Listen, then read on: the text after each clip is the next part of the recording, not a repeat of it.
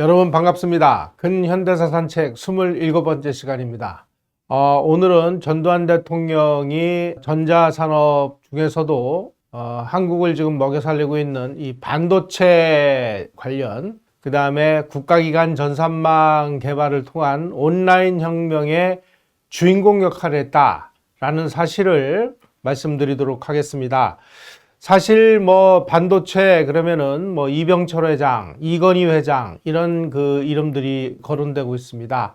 맞습니다. 사업을 추진한 것은 이병철 회장과 이건희 회장입니다. 그런데 이 사업을 추진하기 이전에 대한민국의 반도체 산업을 이렇게 일으켜야 되겠다라는 청사진을 마련하고 그 마련된 청사진에 의해서 우리 기업들을 참여를 유도한 것은 전두환 대통령이었다라는 사실을 오늘 자세히 말씀드리도록 하겠습니다. 우리나라 반도체 산업이 전두환 대통령과 이병철 회장의 합작품이라는 사실을 아는 사람들은 별로 없습니다. 그저 이병철 회장의 역할, 이병철 회장의 도쿄선언 이런 것들은 많이 알고 있는데, 그러한 도쿄선언이 나오기 이전에 이미 전두환 정부에서 반도체 산업 추진을 위한, 육성을 위한 구체적인 방안과 실행 계획이 만들어져 있었다라는 사실을 아는 분들은 별로 없습니다. 아니, 아는 분들은 많이 있는데 나서서 이야기들을 안 하고 있을 뿐입니다. 전두환 정부는 지난 시간에 말씀드린 전자기왕기 TDX 개발에 이어서 그 다음 프로젝트로 반도체 산업에 도전하기로 결정을 했습니다. 이를 위해서 반도체 공업 육성 계획이라는 이 계획을 수립하게 됩니다. 바로 이 계획을 전두환 대통령이 1981년 7월 15일 날 이 계획을 제가를 함으로써 정부의 공식 정책으로 채택이 됐습니다. 그 당시에 대통령을 보좌하면서 경제수석실에서 행정관을 지내고 후에 정통부 차관을 지낸 정홍식 선생님의 증언에 의하면 반도체 공업 육성 계획은 전두환 대통령의 지시로 작업반을 구성해서 작업을 진행했고 그 결과물이 반도체 공업 육성 계획이었다라고 밝히고 있습니다. 자, 전두환 대통령이 반도체 산업과 관련해서 어떤 생각을 가지고 있는지를 밝힐 수 있는 그런 어록이 있습니다. 바로 오른쪽에 제가 정리해 놓은 이런 내용입니다. 전두환 대통령이 이렇게 지시를 내렸습니다. 우리의 선진국 진입 여부는 반도체 기술을 얼마나 빨리 발전시키느냐에 달려있다. 모든 국무위원은 반도체 산업 육성에 적극 협력하라. 바로 국무회의 석상에서 전 국무위원들에게 반도체 산업 육성을 적극 협력하라고 이렇게 지시를 내린 것입니다. 이 지시에 의해서 반도체 공업 육성 계획이 만들어졌고, 만들어진 계획을 전두환 대통령이 제가를 한 것이 1981년 7월 15일이었다. 이병철 회장의 도쿄선언은 그로부터 한참 후에 나온 일입니다. 전두환 대통령에게 보고한 내용을 토대로 청와대 비서실에서 1982년에 반도체 공업 육성 추진위원회라는 것이 발족되었습니다. 이 위원회의 설치 목적은 반도체 산업 육성을 위한 총체적인 방법론을 수립하는 것이었습니다. 바로 이 반도체 공업 육성 추진위원회가 1983년에 이름을 좀 바꿉니다. 정보산업 및 반도체 공업 육성위원회로 이름이 바뀌었다가 또 1년 후인 1984년에는 기술진흥심의회로 확대 개편됐습니다. 그럼 기술진흥심의회에서 하는 일은 뭐였느냐? 반도체 산업 그리고 정보산업을 체계적으로 육성하기 위한, 총체적으로 육성하기 위한 방법론을 제시하는 그런 역할을 했다는 것입니다. 1982년에 일본의 히다치와 미쓰비시가 미국 IBM으로부터 기술을 빼내다가 발각되는 이런 국제적인 산업 스파이 사건이 발생을 했습니다. 난리가 났죠. 이 미국의 첨단 기술을 일본이 빼내려고 하다가 이게 문제가 생겼기 때문에 보통 파장이 일어난 게 아닙니다.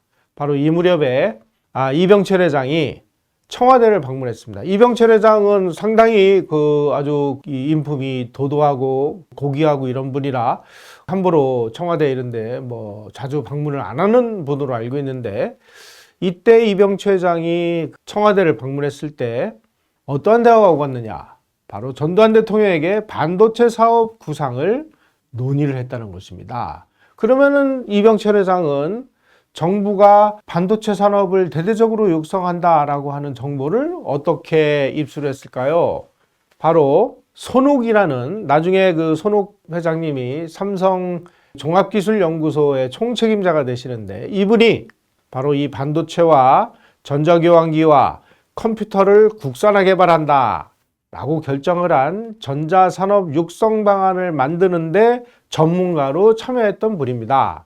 따라서 전두환 정부가 앞으로 이 전자교환기와 반도체와 컴퓨터를 국산화 개발하는데 아주 총력을 다할 것이다 라고 하는 정보를 이 손욱 당시 부장을 통해서 상세하게 보고를 받았겠죠.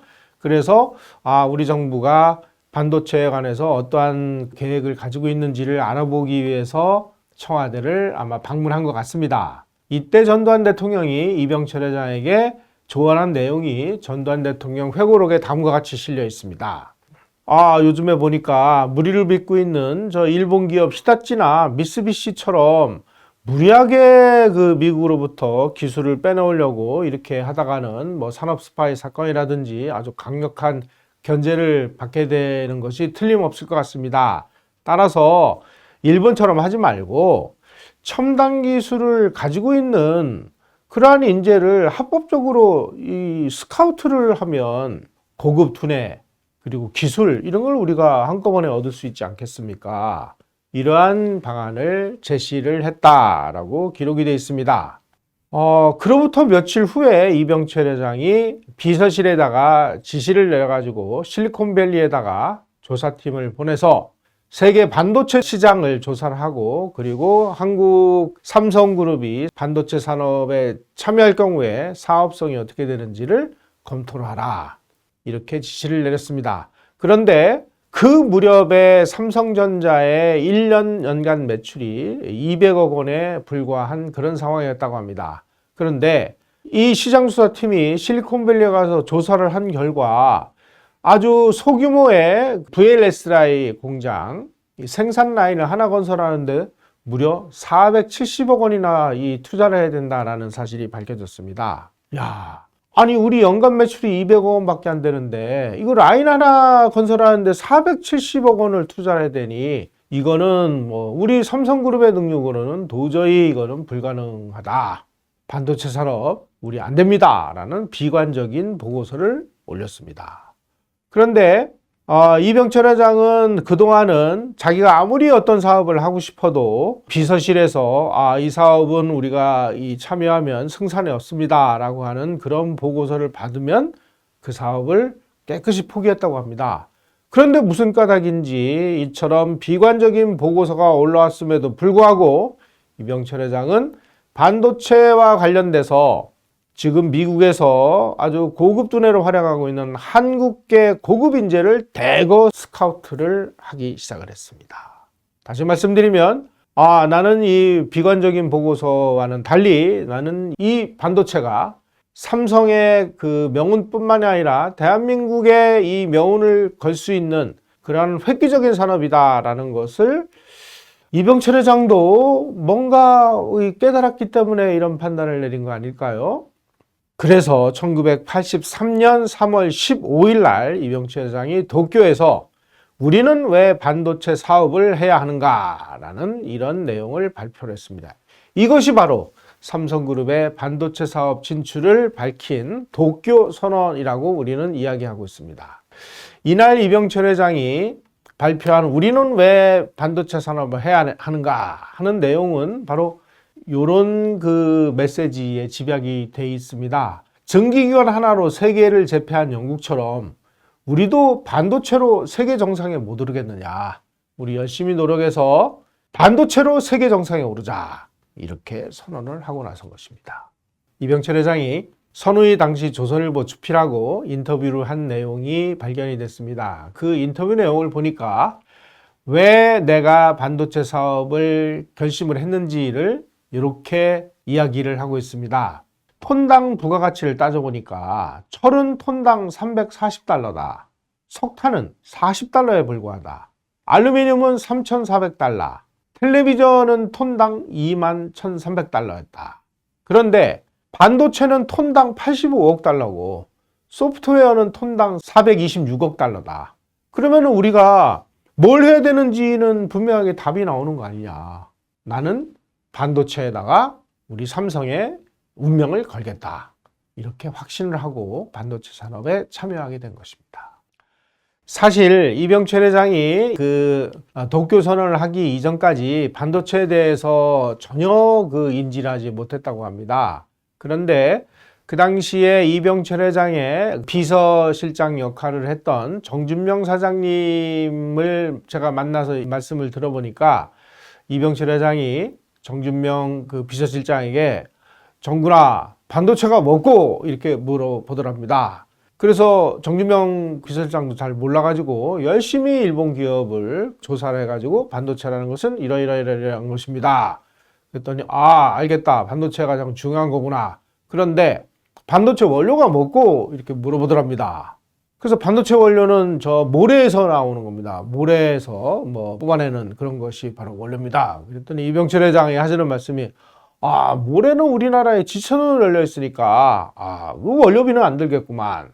이렇게 말씀을 하셨대요. 그러니까 반도체 사업에 대해서 기본 지식도 전혀 모르고 있는 분이 전두환 대통령에게 반도체 사업이 이렇게 중요하다라는 얘기를 듣고 우리 정부가 반도체 산업 육성을 위해서 이런 계획을 가지고 있다라는 그 계획을 설명드린 다음에 반도체에다가 목숨을 걸었다. 이렇게 전후좌우 관계가 정리가 될 수 있습니다.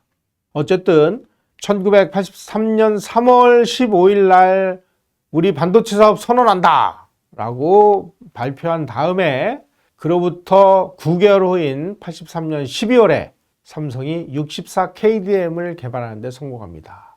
그리고 그로부터 3년 후인 1986년 7월에는 1메가디램을 개발하는 데 성공합니다. 자, 이제 기술을 개발했으니까 그 기술 개발한 거를 이제 실전에 적용을 해가지고 물건을 만들어야 되잖아요. 만들려면은 생산 라인을 건설해야 됩니다. 그 당시 삼성은 부천에 한국 반도체를 인수를 한 낡은 공장밖에 없었습니다. 여기에서 첨단 반도체를 생산하는 이거는 무리다. 그러니 새로 반도체 공장을 짓자. 그래서 물색한 것이 바로 기흥입니다. 지금 현재 반도체 라인이 들어서 있는 기흥입니다. 그런데 문제는 이 기흥읍 농서리 일대 반도체 공장에 적합한 땅 40만 평을 매입했습니다. 반도체 공장은 아무데나 이렇게 질 수가 없습니다. 우선 공기가 청정해야 되고 풍부한 수량과 맑은 물 이런 것들이 구비가 되어 있는 지역이어야 됩니다. 그래서 아주 찾고 찾아서 기흥읍 농서리 일대에 40만 평의 땅을 간신히 매입을 했는데 문제는 이곳이 바로 산림보존지역이어서 공장을 건설하는 것은 불가능한 이런 지역이었습니다. 자, 그런데 여기보다 더 적합한 땅은 없다. 그러니 우리가 이 국가를 위해서 또 대한민국의 미래를 위해서 반도체 공장을 지려고 하니 허가를 좀 해주십시오 하고 정부에다가 허가를 요청을 하니까 상공부에서는 우리가 빨리 반도체 공장을 져가지고 여기서 반도체를 수출해서 우리가 해외에다가 팔아야 되니까 상공부는 적극 찬성을 했습니다. 그런데 바로 이 산림보존지역이라고 하는 여기를 관리하고 있는 건설부와 농수산부에서는 적극 반대하고 나섰습니다. 아니 지금 우리 농사질 땅도 없고 자꾸만 이게 산림이 훼손돼가지고 그린벨트도 훼손되고 이런 판에 아니 농지 산림보존지역에다가 공장이라니 말도 안 된다 하고 건설부하고 농수산부가 아주 극력 반대를 하고 나선 것이죠. 현대전자도 반도체 공장을 짓기 위해서 여기저기 물색을 하다가 경기도 이천에 아주 적지가 나와가지고 그 땅을 매입했습니다. 이천 부지 중에서도 절대농지, 초지가 포함되어 있어 삼성보다 더 어려운 상황에 처했습니다. 자, 이러한 보고를 받은 전두환 대통령은 아니, 내가 국무에서도 지시를 했듯이 반도체는 반드시 우리 힘으로 개발해야 되고 앞으로 대한민국을 먹여 살리는 먹거리가 돼야 되는데 지금 농지 보존이 중요하냐, 산림 보존이 중요하냐, 우리가 반도체를 만들어서 우리 국부를 창출하는 게 나는 훨씬 더 중요하게 생각한다. 이렇게 결정을 해가지고 전두환 대통령의 지시에 의해서 반도체 공장의 용도 변경을 대통령이 직접 나서서 재가를 함으로 인해서 삼성은 기흥에다가 현대전자는 저 이천에다가 반도체 공장을 져서 오늘날 SK 공장이 이천에 있고 삼성 반도체 공장이 기흥에 있고 바로 이 두 쌍두마차가 대한민국의 반도체 산업을 이끌어가고 대한민국을 먹여 살리는 역할을 하고 있지 않습니까? 자, 아무리 삼성이 기술이 뛰어나고 현대 SK가 기술이 뛰어나다 하더라도 이 당시에 용도 변경을 정부가 허가해 주지 않았다면, 다시 말씀드리면 전두환 대통령이 용도 변경을 허가해 줘라 라고 지시를 내리지 않았다면 오늘과 같은 이 반도체 왕국, 반도체 대국 대한민국은 존재하지 않았을 것입니다. 이것이 숨길 수 없는 역사적 사실이란 것을 다시 한번 강조해서 말씀드립니다. 자, 이렇게 삼성이 정말 각고의 노력 끝에 64K 디램, 1메가 디램을 개발을 해가지고 막 이제 생산을 해가지고 치고 나오니까 위기감을 느낀 미국하고 일본의 반도체 기업들이 아주 대대적인 덤핑 공세를 하기 시작을 했습니다. 아니, 지금 반도체 하나 만드는데 20불, 30불인데 $1 미만으로 그냥 덤핑 공세를 하니까 이제 지금 64K 디램, 1메가 디램을 만들어가지고 허덕허덕하는 삼성이 이걸 감당할 수 있겠습니까? 원가도 안 나오는데 이렇게 돼가지고 삼성은 만들면 만들수록 손해만 보는 막대한 그 누적 적자가 쌓여가기 시작을 했습니다. 이대로 가면 이제 삼성은 그룹 전체가 완전히 풍비박산이 날 이런 위기에 처해 있었습니다. 따라서 지금 1메가 디램을 개발한 다음에 4메가 디램을 개발해가지고 우리가 일본을 그리고 미국을 빠른 속도로 우리가 추격을 해야 되는데 이 4메가 디램을 개발하는 데는 또 어마어마한 투자가 이루어지지 않으면 안 되는데 삼성그룹은 투자를 할 수 있는 이제 힘을 상실했습니다. 이 보고를 받은 전두환 대통령이 야, 이거 이대로 놔둬가는 안 되겠다. 아니 1메가 디램을 개발했으면 4메가 디램을 빨리 개발해서 우리가 미국하고 일본하고 이 기술 격차, 개발 격차를 줄여야지. 이거 왜 안 하는 거예요? 반도체에 대한 관심이 지대했기 때문에 이런 사실을 전두환 대통령은 훤히 꿰뚫어보고 있었던 것이죠. 그래서 어느 날 이병철 회장, 그리고 정주영 회장, 그리고 LG의 구자경 회장을 청와대로 초청을 했습니다. 그리고 3사 회장에게 4메가 디램을 우리 기업들이 공동으로 개발을 한다고 합의를 하면 개발비를 정부가 제공을 하겠다. 그리고 정부가 낸 개발비로 개발된 기술을 우리 기업에다가 이전을 해가지고 다른 한국 기업들이 이 개발된 기술로 반도체를 생산할 수 있도록 해주겠다. 그러니 지금 삼성하고 현대 이런 사람들은 쌍수를 들어 환영한 거죠. 그래서 3사 회장의 이에 동의를 해가지고 정부가 개발 비용을 대가지고 4메가 디램을 개발하기 시작을 했습니다. 대통령이 직접 개발을 독려하고 개발에 앞장서서 4메가 디램을 개발하지 않으면 안 되도록 3사 회장들의 코를 다 깬 거예요. 이렇게 대통령이 직접 앞장섰기 때문에 관계자들은 4메가 디램 반도체 개발은 대통령 프로젝트다. 이렇게 대통령 프로젝트로 명명을 했습니다. 그리고 개발 방식은 전자기왕기인 TDX 개발과 동일하게 정부가 돈을 대고 그리고 기업이 참여를 하고 그리고 정부 출연 연구소가 중심이 돼가지고 관산연 합동 개발 방식으로 추진을 하기 시작을 했습니다.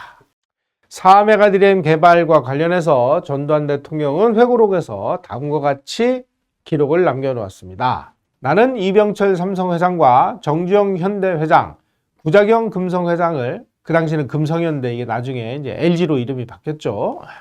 이 세 회장을 청와대로 불러서 반도체를 공동으로 개발할 것을 권유했다. 아울러 이 사업에 들어가는 막대한 개발 비용의 상당액을 정부에서 투자하겠다고 약속을 했다. 반도체 산업은 국가 경쟁력 확보와 경제 성장 동력 강화를 위해 반드시 필요한 사업이라는 점을 거듭 강조했다. 그러니 정부가 개발비를 전액 낼 테니까 공동 개발합시다. 아니, 이렇게 해놨는데 공동 개발 안 할 기업이 어떻겠습니까? 정부가 돈을 내서 기술을 개발하면 그 개발된 기술을 전부 기업에다가 이전해 주겠다는데, 그래서 대한민국의 4메가디램 반도체 개발이 시작됐고, 그렇게 해서 성공을 했고, 그래서 오늘날 대한민국이 반도체 대국으로 우뚝 서게 된 것입니다. 자, 4메가디램 개발은 당시 박승덕 과학기술처 연구개발조절실장이 총괄을 했습니다. 이분이 또 아주 재미있는 회고록을 남겨놨는데 그 회고록을 통해서 제가 이런 내용들을 좀 확인을 했습니다.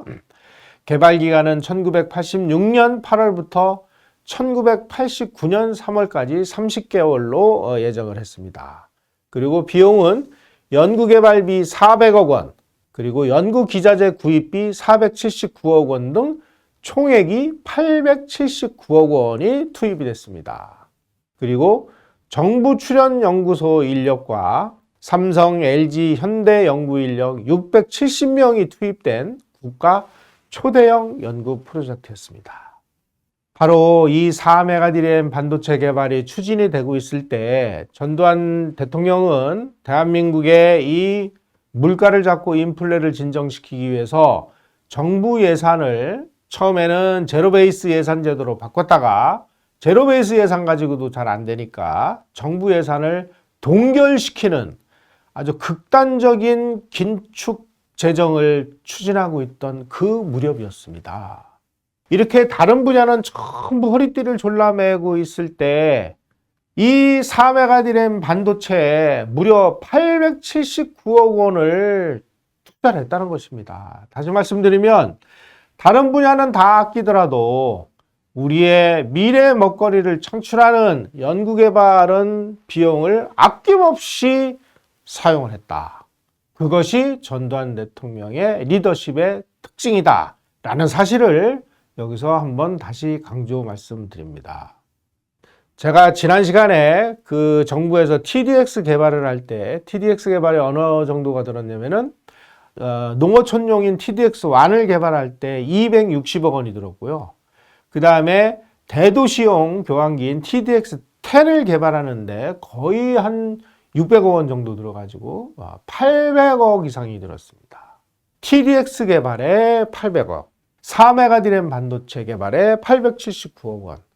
그 당시에 정부에서 주도하는 연구개발 투자 비중에서 가장 큰 투자가 10억 원 정도였던 시대였다고 합니다. 그런 시대에 전두환 대통령이 무려 80배에 달하는 이러한 막대한 투자를 4메가디램 개발을 위해서 아낌없이 쏟아부었다.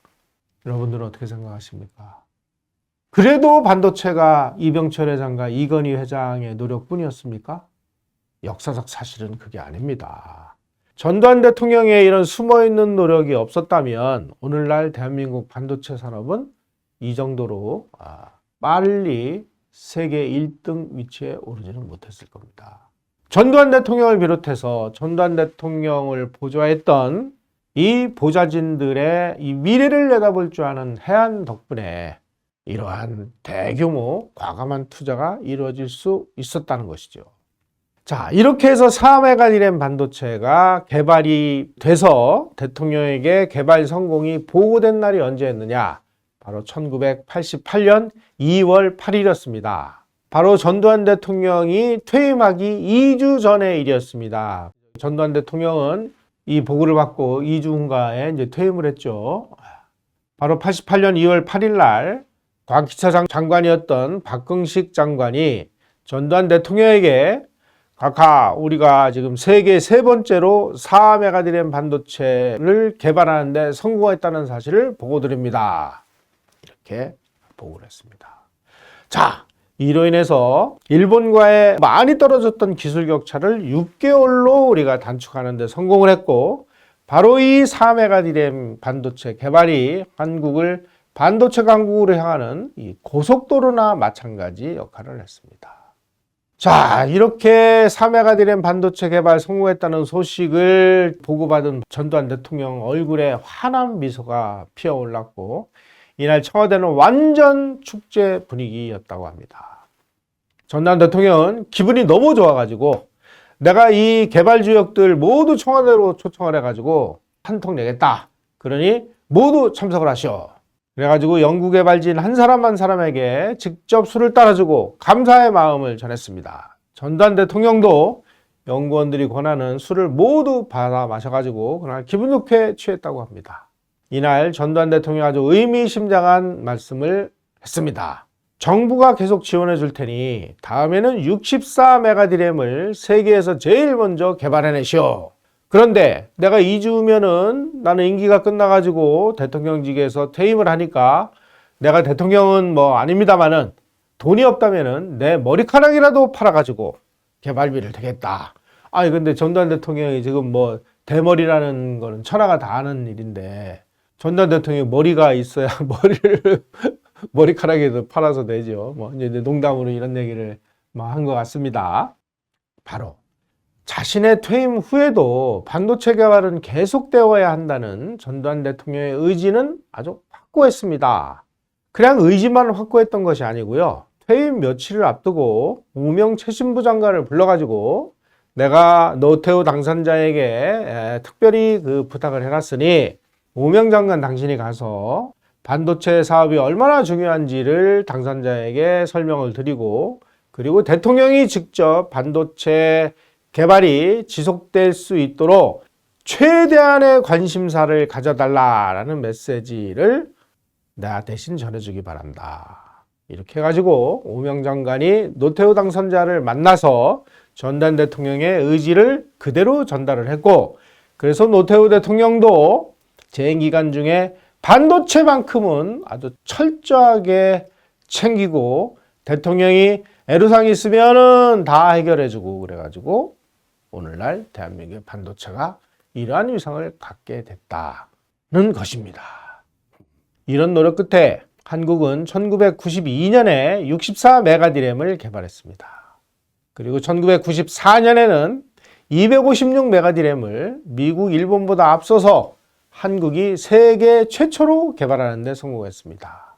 이어서 삼성은 1996년에 1기가디램, 2001년에 4기가디램, 2005년에는 세계 최초로 50나노 16기가디램을 개발해가지고 D램 분야에서 세계 정상에 올랐습니다. 자, 이렇게 기술 분야에서만 세계 정상에 오른 게 아니고요. 이걸 세계 시장에다가 내다 팔아가지고 이제 반도체가 삼성을 먹여 살리는 이러한 효자 제품으로 등극하게 됐습니다. 1994년에 한국은 반도체만으로 100억 달러 수출을 돌파했습니다. 그리고 2000년에는 260억 달러를 수출했고 2007년에는 390억 달러를 수출해서 국가 핵심 수출 산업으로 등장을 하게 됩니다. 2017년에는 한국의 반도체 수출이 979억 4천만 달러를 기록했습니다. 한국이 무역 통계를 작성을 하기 시작한 1956년 이후에 단일 품목으로 연간 900만 달러 이상을 수출한 품목은 이때 이 반도체가 기록한 979억 4천만 달러가 최초였습니다. 바로 이해 2017년에 삼성전자는 24년간 세계 반도체 1위를 구수해왔던 인텔을 추월해서 명실상부한 D램 분야의 세계 최강자로 등장을 했습니다. 2018년에는 반도체 수출이 대한민국 전체 수출에서 20.9%를 차지하는 그야말로 대한민국은 반도체로 먹고 사는 나라가 됐습니다. 누구 덕분에? 전두환 대통령과 이병철 이건희 회장 덕분에. 앞으로 우리는 반도체 산업을 이야기할 때는 이병철 이건희 회장 뿐만이 아니라 전두환 대통령의 공적도 우리가 똑같이 인정을 해줘야 올바른 역사적 관점이 되겠습니다. 자, 전두환 대통령이 반도체 분야에서만 두각을 나타냈던 것이 아닙니다. 1980년대 초는 세계 각국이 정보화 사회를 목표로 해서 국가 차원의 관련 기술 개발 경쟁이 벌어졌습니다.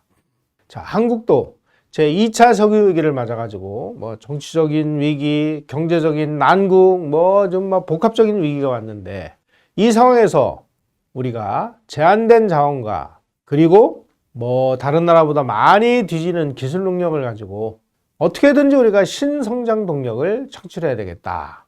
근데 신성장 동력이 뭐냐? 이거를 전문가들이 연구한 결과 정보통신과 정보산업을 매개로 한 정보사회 건설을 하는 것이 핵심이 되겠다. 이 정보사회 건설을 하려면 뭘 어떻게 해야 되느냐? 바로 우리 국가 행정의 모든 것을 하나로 통합을 하는 이 국가기관 전산망, 영어로 하면 내셔널 컴퓨터 네트워크라고 합니다. 이것을 우리가 구출하는 것이 정보화 사회로 가는 가장 확실한 길이다. 이렇게 결정을 하게 됐습니다. 누가 했나요? 전두환 대통령 정부가 한 거예요. 전두환 대통령이 결심을 한 거예요. 전두환 대통령은 1983년 12월에 반도체 및 정보산업육성위원회로부터 국가기관 전산망 개발 사업에 대한 보고를 받고 이를 승인했습니다. 그 당시만 해도 전부 그 전산망을 정부 부처별로 그리고 기관별로 그냥 우리는 우리가 필요한 우리 부서에서만 쓰는 이런 거를 이런 수준으로 전산을 하겠다. 이런 식으로 하겠다. 이러다 보니까 전부 이거 각각 다른 방법으로 서로 별도로 하다 보니까 호환도 안 되고 같은 거를 비슷한 걸 또 하기도 하고 이런 혼란이 벌어진 거예요. 이러지 말고 정부와 관련된 모든 그 기능을 5개 망으로 통합을 한다. 5개 망이란 무엇이냐? 행정망, 그래서 이제 행정전산망이라고 하죠. 금융망, 금융전산망이라고 하죠. 교육연구망, 국방망, 공안망.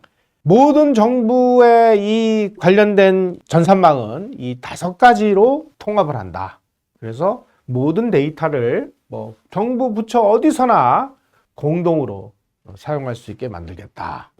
이거를 승인을 한 다음에 전두환 대통령이 이렇게 지시를 냅니다. 이 프로젝트는 대통령이 추진하는 사업으로 생각하고 적극 추진하라.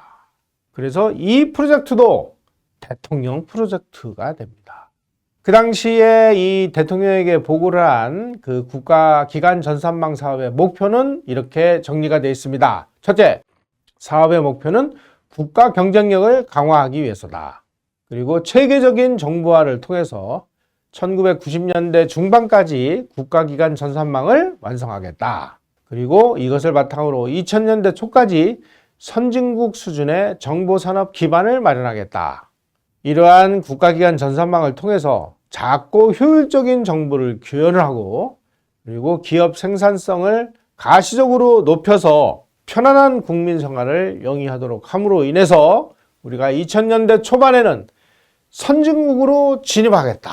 이러한 목표가 만들어졌습니다. 자, 그 목표는 달성이 됐을까요? 오늘날 우리가 인터넷 온라인 문명을 구가하고 있는 그 바탕에는 바로 전두환 대통령이 결정을 한 이 국가기관 전산망이 굳건하게 버티고 있기 때문에 이게 가능했다는 사실입니다. 전두환 정부가 추진한 국가기관 전산망 구축 사업은 아주 역사적인 의미를 갖는 일대 사건이었습니다. 우리 정부가 이 결정을 하기 이전까지 세계 어느 나라도 감히 시도하지 못한 아주 혁신적인 아이디어였습니다. 세계 IT 산업의 메카라고 하는 미국에서도 이런 발상과 정책조차도 생각해 본 적이 없는 이런 때 우리가 과감하게 이 투자를 시작했다는 것이죠. 전두환 정부가 국가기관 전산망 사업을 하겠다라고 선언을 하고 추진을 하니까 외국 정부 그리고 해외 정보산업계에서 아주 큰 관심을 가지고 지켜보기 시작했습니다. 바로 오른쪽에 있는 저 서류가 국가기관 전산망 중간보고 및 행정전산망 추진계획안에 전두환 대통령이 서명을 한 역사적인 문서가 되겠습니다. 다시 말씀드리면 그 당시 1980년대 초반만 하더라도 인터넷 개념이라는 것이 정립 접대어 있지도 않았던 그런 시대였습니다. 그런 시대에 국가기관 전산망 사업 개념은 아니 지금 정부가 가지고 있는 모든 데이터를 전부 전산화해서 필요한 모든 부서가 다 공용을 망을 깔아가지고 이것을 다 필요한 데서 쓸 수 있도록 하겠다라는 것은 현재 인터넷 모습하고 완전히 일맥상통하는 것입니다. 다시 말씀드리면 한국이 세계 어느 나라보다도 인터넷을 수용하고 소화하는 속도가 빨랐던 요인은 바로 이 국가기관 전산망 사업이 축적해놓은 인프라 덕분이다 라는 사실을 우리 국민 여러분들은 정확하게 알고 계셔야 됩니다. 이것이 역사적인 사실이기 때문입니다. 1980년대 초부터 현재까지 한국의 정보와 정보산업 발전을 아우르는 핵심 연결고리가 뭐냐? 바로 이 국가기관 전산망이라는 것입니다. 다시 말씀드리면 TDX 전자교환기 그리고 반도체 컴퓨터를 개발해서 전자산업을 육성하겠다라고 하는 이 전자산업 육성 방안의 아주 핵심 코어에 바로 이 국가기관 전산망 사업이 위치하고 있다는 것입니다. 국가기관 전산망 사업은 바로 이 세 요소의 국산화 개발이 전제되어야만 가능합니다. 왜냐하면 전자교환기를 우리가 못 만들면 기술이 없는데 무슨 기관 전산망을 만듭니까? 그리고 이거를 외국에서 사다가 쓰려면 그 어마어마하게 비싼 것을 우리가 무슨 돈이 있어가지고 저걸 사다가 국가기관 전산망을 만들어요. 따라서 전자교환기를 국산화 개발하고 반도체 3회가 디램을 개발하고 컴퓨터를 개발해야만 바로 이 국가기관 전산망이 가능하게 됐다라는 뜻입니다. 그런데 여기서 이제 기술적으로 심각한 문제에 부딪혔습니다. TDX 전자교환기하고 반도체 개발로 우리가 뭐 일대 지금 혁명을 일으키고 있었지만 컴퓨터 산업은 기본 기술조차 없어가지고 아주 난감한 상황이었습니다.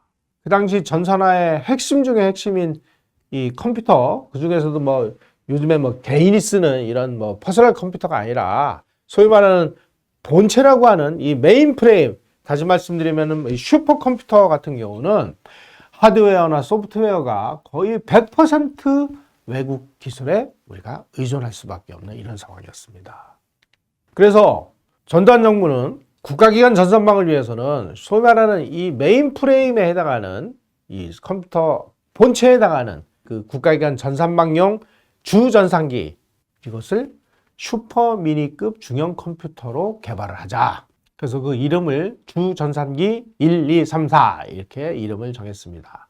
우선 우리가 뭐 워낙 그 기술이 부족하니까 1987년부터 91년까지 연구개발비 335억 원을 투입을 해서 일단은 외국 기술을 도입해서 그 외국에서 사온 기술을 가지고 우리가 국산화 개발을 하자 이렇게 결정을 했습니다.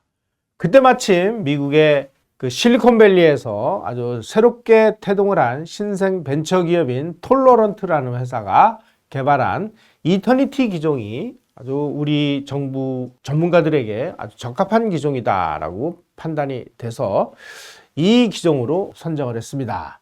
그리고 이 컴퓨터의 운영체계, 오퍼레이팅 시스템이라고 하죠. 오퍼레이팅 시스템은 그 당시 처음 등장을 한 유닉스 방식을 채택을 했습니다. 이렇게 해서 주전산기 1은 미국 톨러런트의 원천 기술을 도입하고 또 운영체계인 OS는 유닉스를 탑재를 해가지고 국산화하는 작업이 진행이 됐습니다. 이렇게 국산화된 주전산기 1은 행정전산망 그리고 주요 공공기관에 242대가 보급이 됐습니다. 바로 이 주전산기 1이 주민등록, 그 다음에 고용 관련 업무, 통관 업무를 전산화하는 이런 그 일에 투입이 돼가지고 행정전산화 혁명을 일으키는 그런 역할을 하게 됩니다. 자, 우리가 주전산기 1은 뭐 이제 외국 기술을 우리가 도입을 해다가 이것을 국산화했다면은 주전산기 2는 이거는 이제 타이거 컴퓨터라고 해서 줄여가지고 타이컴이라는 이름이 붙었습니다. 이 타이컴은 1991년 7월에 애트리, 그러니까 한국전자통신연구원이 국산화 개발을 완료했습니다. 이것은 이제 외국 기술을 모방해서 하는 단계가 아니라 이제 이걸 우리 것으로 완전히 소화를 해가지고 국산화 개발한 것이죠. 그래가지고 공공기관과 금융기관에 총 719대를 보급을 했습니다. 이거보다 한 차원 더 업그레이드된 주전산기 3은 1994년 2월에 개발을 해가지고 공공기관, 금융기관, 기업에 88대가 보급이 됐습니다. 이러한 주전산기 국산화 프로젝트는 전산 시스템과 소프트웨어의 기술 능력을 10년 이상 앞당기는 그런 역할을 했다라는 평가를 받습니다. 자, 이 지구상의 어떤 전산망보다 복잡하고 방대한 이 행정 전산망을 국내 기술진이 개발한 것은 이제 한국이 개발하지 못할 전산망이 없다라는 것을 전 세계에다가 과시를 한 그야말로 정말 한국 이 컴퓨터 역사에서 획기적인 일이었습니다. 이 주전산기 국산화 작업을 계기로 해서 국내 컴퓨터 전문가 기술력이 아주 세계 톱 수준에 올라갔습니다. 바로 이것이 우리가 1등 전자정부에 오르는 획기적인 전기를 마련했다라는 사실을 우리는 기억해야 됩니다. 그런데 전두환 대통령이 퇴임한 이후에 야당과 언론, 정치인들이 이 주전산기를 가지고 이제 마구 물고 뜯고 씻고 공격을 하기 시작했습니다. 왜냐하면 그 당시에 우리가 주전산기 기술 도입을 위해서 선정을 한 톨러런트의 이터니티 기종은 그야말로 정말 신생 벤처 기업이 개발한 것이었기 때문입니다. 야, 이거 혹시 정치 자금 리베이트를 받기 위해서 이런 허접한 이런 회사 걸 한 게 아닌가? 이렇게 해가지고 이제 이 주전산기 모델 톨러런트가 마치 50비리의 몸통인 것처럼 이렇게 이제 언론에서 문제를 제기하기 시작했습니다. 자, 이런 일이 벌어진 이유가 있습니다. 국민연금을 전산하는 과정에서 오류가 발생했기 때문입니다.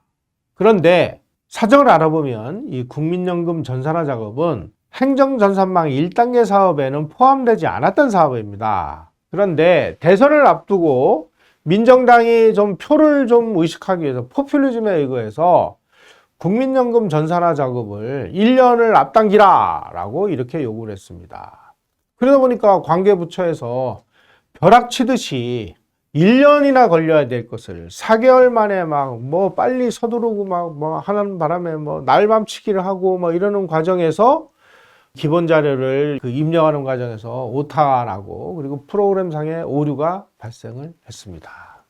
그 결과 1988년 1월에 국민연금 고지서가 발부됐는데 그 발부되는 과정에서 주소가 틀려, 이름이 틀려, 사업장이 틀려 하는 이런 오류가 발생을 했습니다. 이렇게 되니까 이제 이 하이에나 같은 이 야당 정치인과 아주 기레기 언론들이 미친 듯이 흥분해 가지고 이 검증되지 않은 엉터리 컴퓨터 기종을 도입한 덕분 아닌가 하고 50비리로 몰아가기 시작을 했습니다. 행정전산망 사업은 총무처 소관입니다. 총무처가 지금 오늘날 행정안전부죠. 그리고 개발 업무는 과기처 소관이었습니다. 그런데 이런 문제가 제기가 되니까 총무처에서도 입 닫어, 과기처에서도 입 닫어. 이거 전임 정부에서 한 건데 우리가 뭐라고 얘기를 해요. 괜히 얘기했다가 오해나 받고. 그러니까 전부 공무원들이 복지부동한 거죠.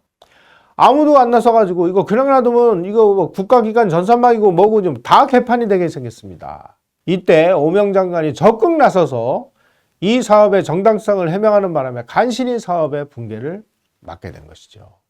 5공화국 정부의 기술진들이 IBM 같은 아주 거대 기업을 마다하고 미국 실리콘밸리의 벤처기업이 만든 이 톨러런트라는 회사하고 손잡은 이유가 무엇이었을까요? 리베이트를 받기 위해서? 기는 소리입니다.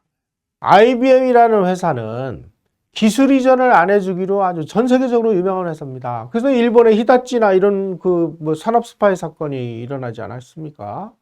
그래서 IBM 같은 회사 제품을 쓰면 우리의 이 전산이 전부 IBM에 종속될 수밖에 없는 이런 구조입니다. 우리가 해야 될 일은 뭐냐? 우리가 외국 기술을 이전받아가지고 우리 국가기관 전산망에 필요한 이 어마어마한 많은 컴퓨터 수요를 국산화 개발을 하려고 하는 건데, 그러기 위해서는 기술을 이전을 해주는, 정말 파격적으로 기술을 이전해주는 그런 회사를 찾아야 되지 않겠습니까? 그렇게 해서 찾아낸 것이 바로 톨러런트라는 실리콘밸리 회사였어요. 그래서 실리콘밸리의 톨러런트가 한국에다가 기술을 다 넘겨주고 그 다음에 관련 소프트웨어 기술도 전부 다 넘겨주고 난 다음에 이 회사는 하드웨어 분야는 포기하고 소프트웨어 회사로 전향을 하면서 회사 이름도 다른 걸로 바꿨습니다.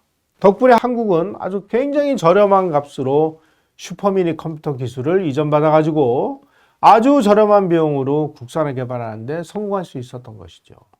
이처럼 실리콘밸리의 이 벤처 기업의 기술을 싼 값으로 누가 더 빨리 획득을 하느냐 하는 것도 어마어마한 경쟁력인데 우리는 이 톨러런트를 파트너로 삼음으로 인해서 정말 어마어마한 이 결과를 얻게 된 것입니다.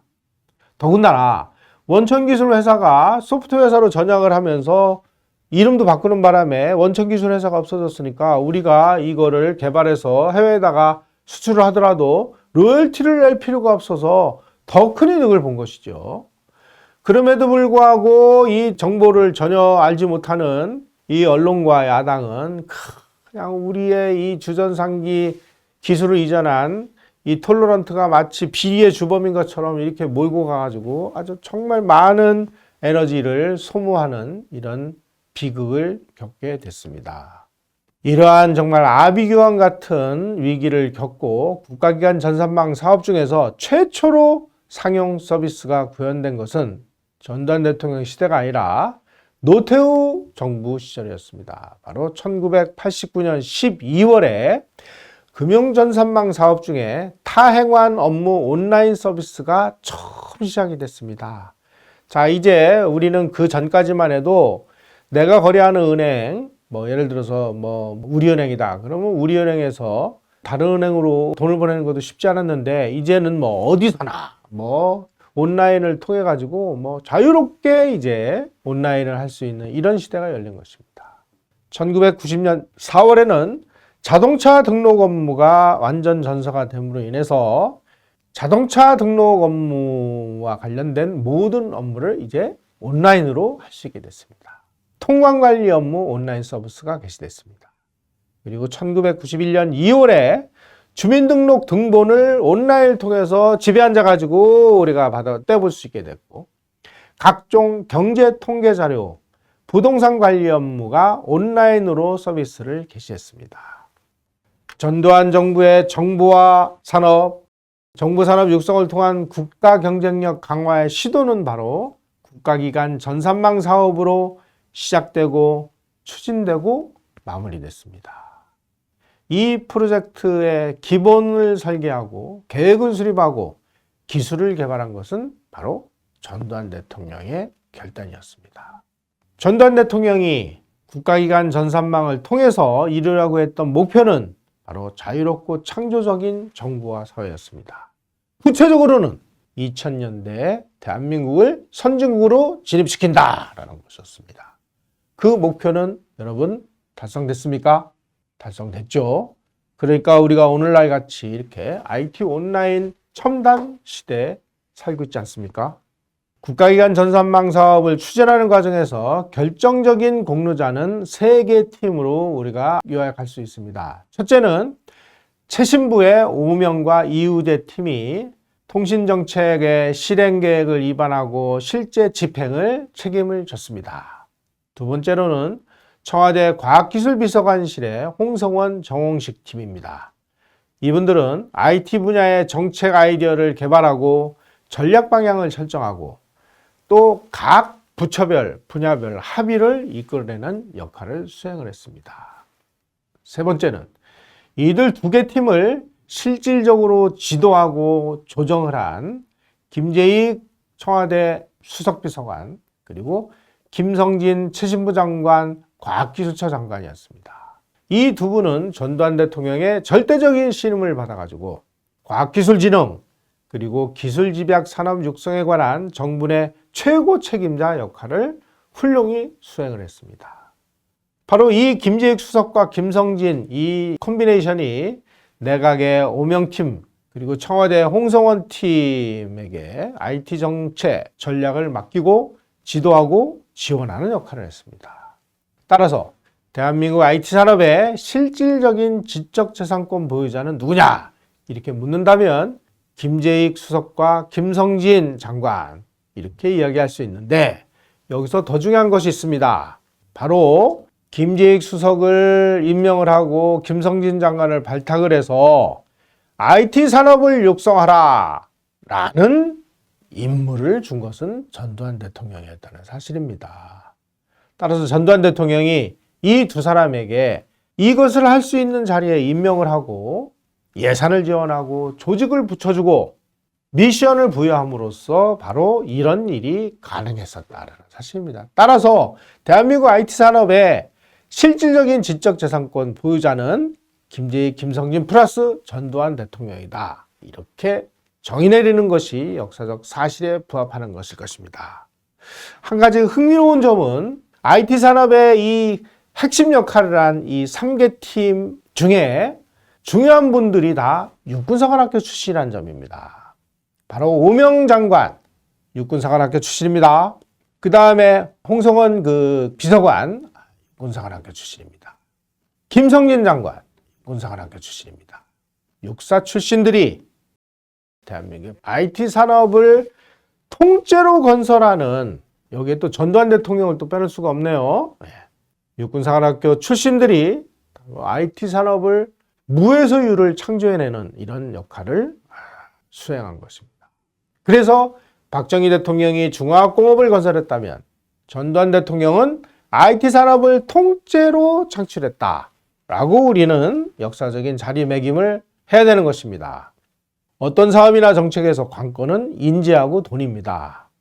5공화국 정부는 이 국가기관 전산망 사업에 속도를 내기 위해서 대한민국 정부 재정 역사상 아주 기상천외한 방법을 동원했습니다. 바로 선투자 후 정산 방식을 채택한 것입니다. 이건 무슨 얘기냐? 아니 지금 한시가 급하다. 그러니까 국가전산망 사업에 필요한 이 사업은 먼저 데이콤을 통해 가지고 통신공사의 자금을 투자한 다음에 그 자금을 정부 예산으로 나중에 정산해주는 그야말로 선투자 후 정산이라고 하는 그야말로 기상천외한 방식을 동원했습니다. 그만큼 전두환 대통령이 이 과학기술 분야 이 엔지니어와 책임자를 신뢰했기 때문에 가능한 프로젝트가 아니었나 하는 생각이 듭니다. 자, 그런데 이 원칙론 입장에서 보면 아니 정부 정책의 선투자 후정산이라니 이게 말이나 되는 일입니까? 이건 도저히 이거는 용납될 수 없는 변칙적인 예산 집행이었습니다. 때문에 경제기원에서 예산을 담당하는 전윤철 예산심의관은 선투자 후 정산 방식을 하라고 하니까 이거는 경제기획원 예산실 역사상 최초의 사례이고 씻을 수 없는 치욕이다 하면서 격렬하게 항의했습니다.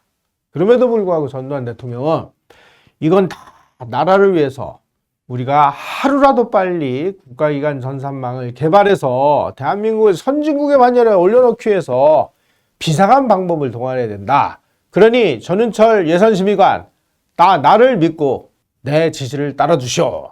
이렇게 설득을 해가지고 이게 통용이 됐던 것이죠.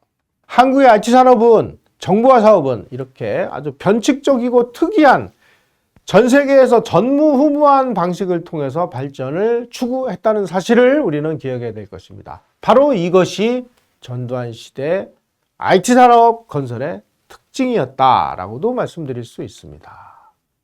이처럼 대형 국책 산업은 초기에는 지도자의 의지가 결정적인 역할을 합니다. 대통령의 아주 불굴의 의지 그리고 뛰어난 참모의 정책적, 전략적 조언이 없이는 대규모 신규 사업은 불가능합니다. 경부고속도로 건설이라든지 포항제철 건설과 같은 이런 중화학공업도 마찬가지였습니다. 전두환 대통령의 IT 산업 건설도 그에 못지 않았습니다. 그런데 김재익 수석은 1983년 10월에 아웅산에서 순국을 했습니다. 그리고 1988년에 50 정부가 임기가 만료돼가지고 6공화국으로 정권이 교체되면서 대한민국의 과학기술 정책의 최고 사령탑이었던 김성진 장관이 물러나게 됐습니다. 이어서 1989년 4월에는 과학기술 정책을 그야말로 정말 헌신적으로 이끌었던 홍성원 비서관이 청와대를 떠나가지고 전자통신연구소로 전출이 됐습니다. 이어서 89년 6월에는 정홍식 비서관이 최신부로 전출이 됐습니다. 대한민국의 정부와 산업의 정책과 전략을 결정하던 핵심 인맥이 소리 소문도 없이 해체된 것이죠. 이후 대한민국의 이 국가기관 전산망 사업은 갈팡질팡하기 시작을 했습니다. 전두환 대통령이 심혈을 기울여 추진한 국가기관 전산망 사업은 전두환 대통령의 역할을 기억조차 하지 못하고 망각의 늪으로 빠져들게 되었습니다. 이것이 대한민국 IT 산업이 옹호하고 시절에 어떤 과정을 통해서 육성되고 진행이 됐는지에 대한 역사적 사실입니다. 제가 오늘 말씀드리는 내용은 그동안에 이 분야에 종사했던 많은 분들의 기록과 인터뷰와 언론 보도와 또 간간히 이런저런 분들이 남긴 그런 회고록과 증언집과 평전과 이런 것들을 통해서 제가 검증된 내용들만을 말씀드린 것입니다. 이래도 전두환 대통령이 못된 짓만 한 그런 대통령이라고 여러분들은 믿으십니까? 인식과 발상이 전환이 필요한 때가 아닌가 하는 생각이 듭니다. 감사합니다.